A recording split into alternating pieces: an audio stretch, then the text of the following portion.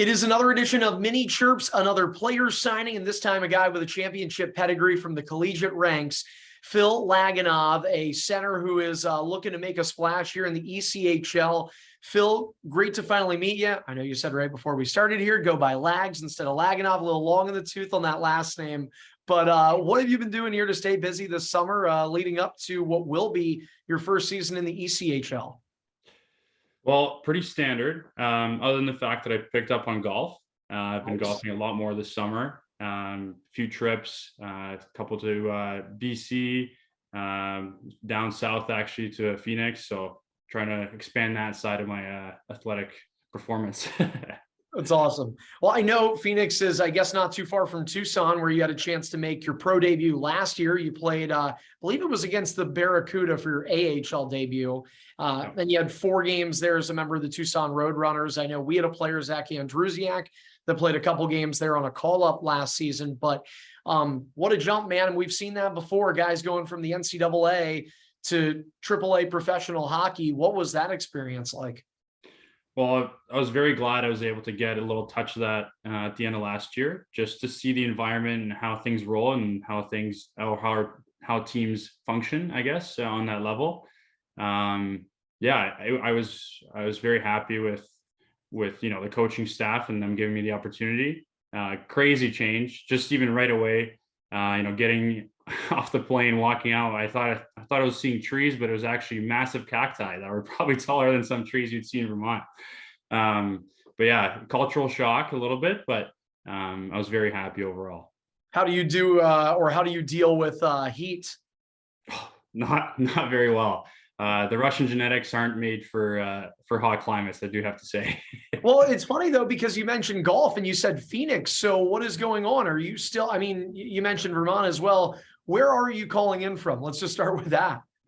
I'm back home in Greater Toronto area, Mississauga to be specific. But yeah, most of the summer I was here. I was actually in UMass or at UMass for I think 4 weeks this summer. Just going back, training, seeing some of the old teammates. We had a few alumni go back as well, so it was good to see some old faces.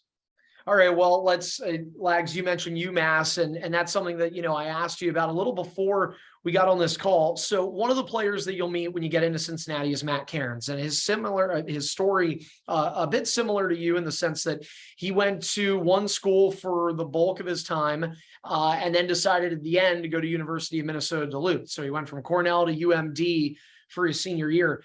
You did the same thing going from the Minutemen and UMass to Vermont.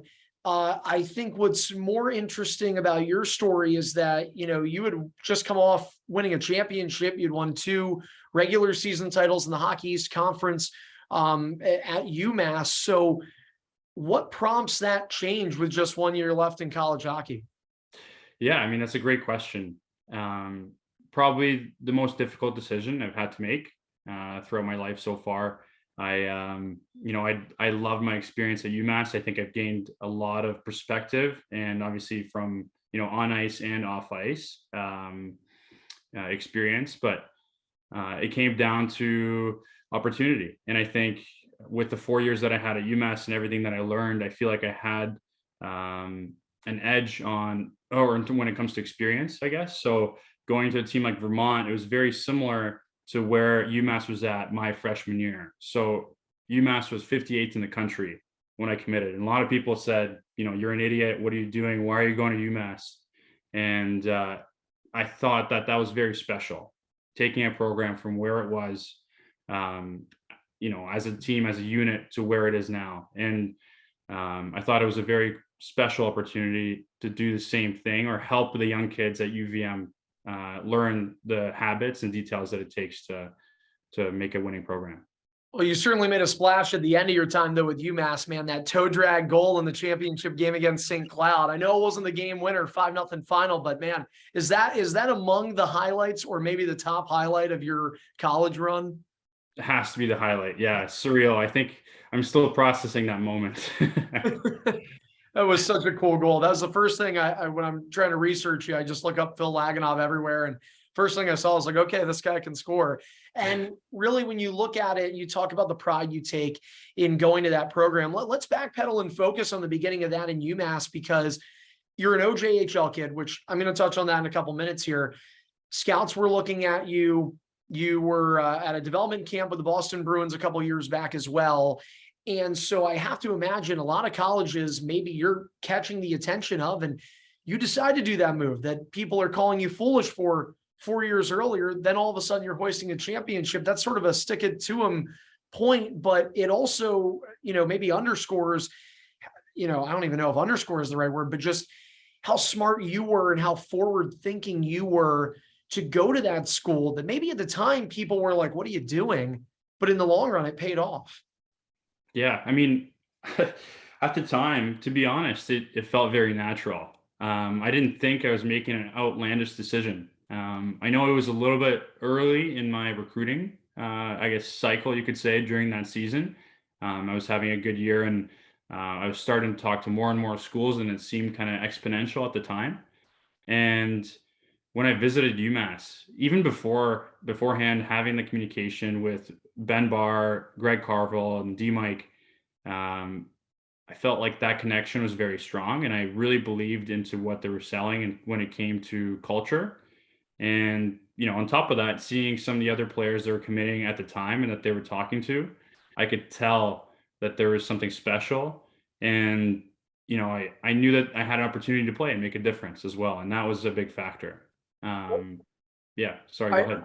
I was going to say, you're talking about connections, and I think that's a full circle moment, because I mentioned the OJHL.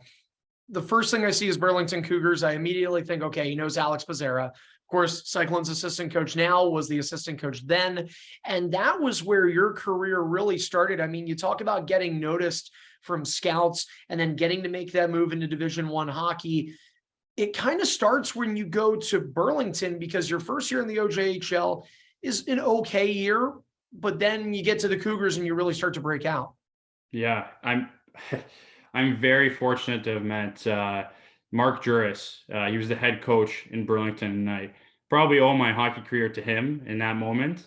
So I started, as you probably saw, in Milton for my junior career, and the team looked very promising at the beginning, and it ran into some financial issues as time went on. I'll summarize it overall. And so some of the players started getting traded away, some of the older veterans, and somehow, and this is near the middle of the year, I got an assistant captain position with the Milton Ice Hawks. So you could probably imagine, as a 16-year-old, that's probably not a good sign for the team.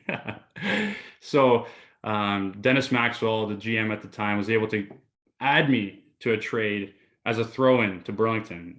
And I remember talking to Juris at the time, and he said, oh yeah, you'll play, maybe 2 games and then sit one, fourth line role, subbing in and out. And I was so happy, because I wanted that opportunity to go to a place where, there's good coaching and there's an opportunity for growth.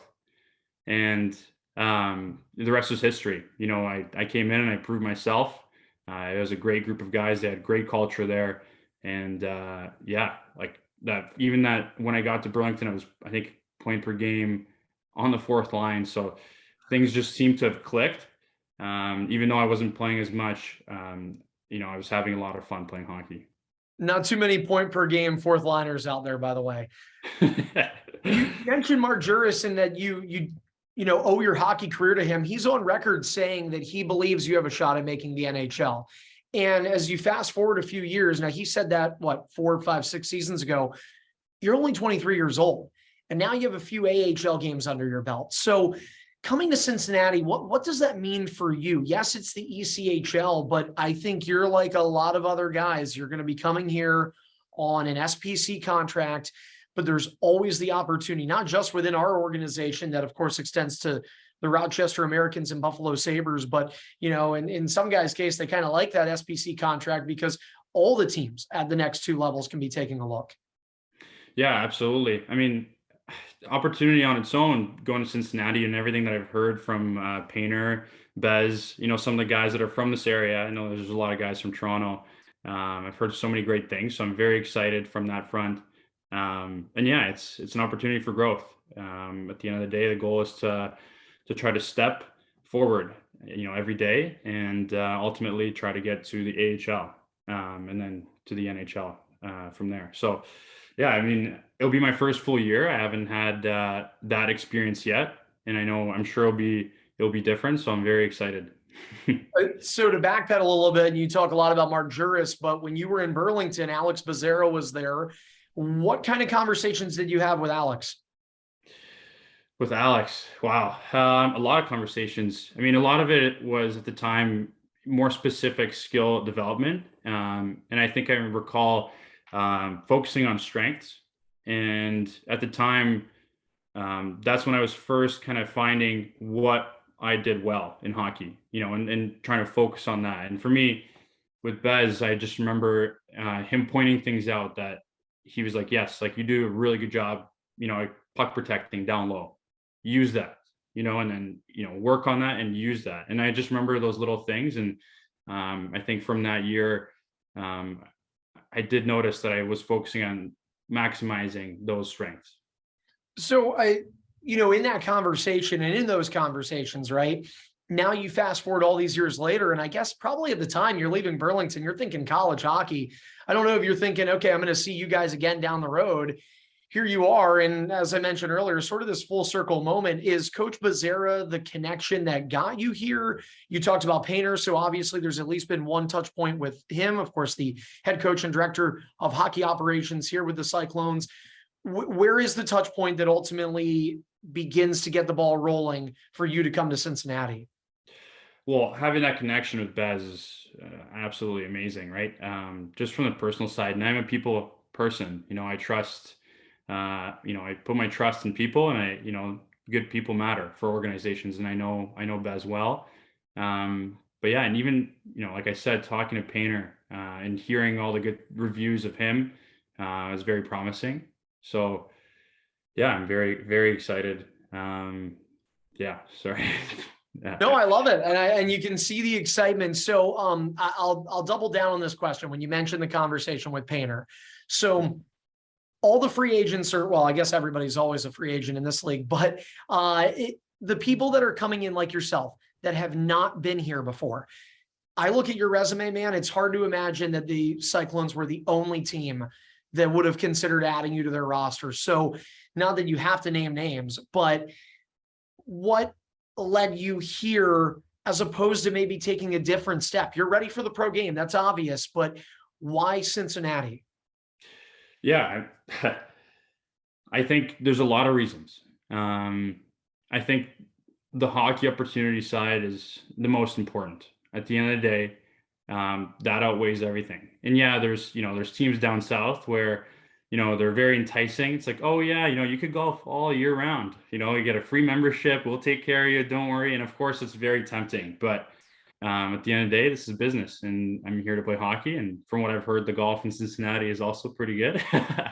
But yeah, I'm from what I've heard, the team is very successful, and that's important to me, and I feel like I can make a big difference. Well, clearly we're learning that golf is among the top priorities when it comes to where you need to go in hockey. But you're right. I know the guys here, they love it. Yeah. Also a cool sports city as well, with so much entertainment and other options as well.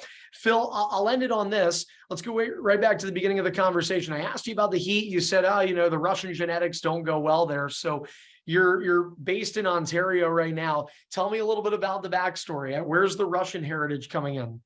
Yeah, so I actually grew up in Russia until I was 9 years old. So when I moved to Canada, it was grade 4 was my first year. And yeah, I actually first moved to Hamilton, Ontario. Started playing out there, and then moved my way to the GTHL in Toronto. So there's a lot of long drives, commutes through traffic growing up. But yeah, and always, had that dream to play in the OHL. Even, coming out of Russia, a lot of kids know the CHL, as I'm sure the European draft. So that was always a goal for me until until I met Juris. And he kind of opened up my world, like hockey world, to the college side of things. And yeah, I was very fortunate to come from, having that perspective, playing in Russia, living in Russia, then moving to Canada, experiencing that, playing in Canada, going to school in Canada, and then going to the US. Yeah. I think there's not a lot of people that have that perspective, and I'm very fortunate I think I have a very unique view on, the world and in hockey, especially. Yeah. What is your viewpoint on that? I thought when you said the Russian genetics, I thought maybe it was, your dad or your mother were born in Russia, but like you never saw there. But first 9 years, so you played there. Do you ever go back? Do you have family over there still? Yeah, so I used to go back every summer for a month, actually. Wow. Okay. Unfortunately, through college is becoming more difficult. I would go every other year, and then once COVID hit, travel is very difficult. So I haven't been back now. I want to say 4 years. Wow. But my parents go back all the time. Obviously, right now, again, very challenging. My dad's still, his job is in Russia, so Wow. things have been pretty tough from that end. But I really hope that things calm down so I can see my family. I still have I would say majority of my family still live in Russia. So it would be nice to see them hopefully next summer if I can get the opportunity. Yeah, it's just been a little bit more challenging lately.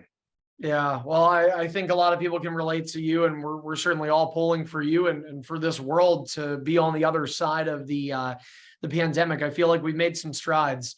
Yeah. I'll end it with this, which I think I said I was going to end it on a couple questions ago, but then the Russian stuff was kind of cool. So, No worries. 23 years old, and you mentioned you think you have a different perspective on hockey than maybe some people at your age because of the experience, Russia, Canada, the States. I almost wonder if you have a different perspective on life than some people, just having those kinds of life experiences. Can you sort of just, I guess, put a bow on this conversation by talking about your perspective on hockey and life and how your experiences have shaped where you are and who you are as you get ready to come into camp next month? Yeah, yeah, like I said, I'm very, very fortunate for my experience, because I think for a long time living at home, even playing in junior, um, felt sheltered and protected. And when I went to UMass, it was a very big challenge and big difference, because Yeah. there we were challenged as individuals on and off the ice. And going through those hard times made me a better and stronger person, like more resilient, I think is probably the better way to put it. And I think in terms of life itself, the challenges that I've seen and heard from my family in Russia and things that they've had to go through to give us the opportunity to move to Canada in the first place. And, the daily grind in Canada, seeing kids coming in every single day, skating all day, right? That commitment and that level of challenge. And then moving to the US, like I said, and, for me, it makes things, I think I'm a lot more open-minded and I have a little bit more patience than I would say the average person. Just in general, I think I love to learn, and I'll hear anybody out. I think, yeah, at the end of the day, everybody's good at something. And I think my perspective on life is I want to learn from everybody. And there's not one person that's, the best at everything. It's not possible. Well, I think we're going to learn a lot about you, and you're going to learn a lot about us here in Cincinnati coming up. Phil, this has been a really awesome conversation. I can't wait to kind of expand on some of those Russian stories you talk about more once we get some interviews coming here at Cyclones camp. But everything is going to start for real on October 22nd. Cyclones are on the road in Fort Wayne, and then first face-off back in this building, Heritage Bank Center, Saturday, October 29th, 7:30 puck drop. Make sure to go to cycloneshockey.com to get your tickets. If you haven't done so already, you'll get to see Phil Lagunov, the newest addition to the Cincinnati Cyclones. Lags, thanks so much for your time, man. Looking forward to catching up with you and learning a little bit more about you here next month. Awesome. Thank you for having me on.